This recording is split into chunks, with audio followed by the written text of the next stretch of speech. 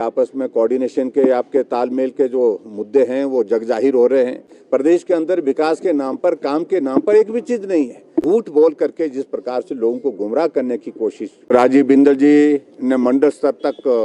संगठन के जो गठन की जो प्रक्रिया को अब पूर्ण करने के पश्चात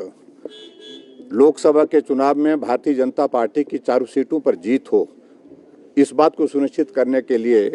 अलग अलग मोर्चों के जिम्मे जो काम दिया है और वो मोर्चे उसमें काम करें, बेहतर ढंग से काम करें और परफॉर्म करें,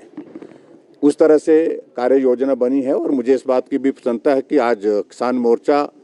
का नया जो गठन होने के बाद नई टीम बनने के पश्चात प्रदेश की उनके साथ पहली बार बैठना हो रहा है और बहुत जोश के साथ हमारे किसान मोर्चा के सभी हमारे साथी पार्टी को मजबूत करने के लिए, काम करने के लिए उत्साहित हैं। और निश्चित रूप से आने वाले समय में भारतीय जनता पार्टी हिमाचल प्रदेश में लोकसभा की जो चारों सीटें हैं उन चारों सीटों पर जीत हासिल करें। देखिए, अपनी अपनी पार्टी की तैयारी तो सब करेंगे। कांग्रेस पार्टी भी चुनाव में प्रत्याशी खड़े करेगी और निश्चित रूप से पूरी ताकत के साथ वो आप जैसे बात कर रहे हैं वो लड़ने की, तो भारतीय जनता पार्टी भी पूरी ताकत के साथ ही लड़ेगी। और दूसरी बात मैं ये भी कहना चाहूँगा, कांग्रेस पार्टी के नेताओं को दिल्ली बुलाया गया था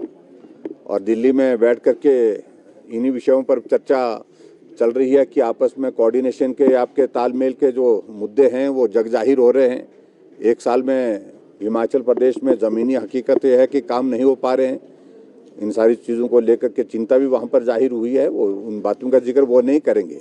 लेकिन इतने जरूर है कि हमको उन सारी चीज़ में जाने की आवश्यकता नहीं। भारतीय जनता पार्टी अपने बलबूते देश में सरकार आज बना करके चला रही है और 2024 के इस चुनाव में भी अपने बलबूते,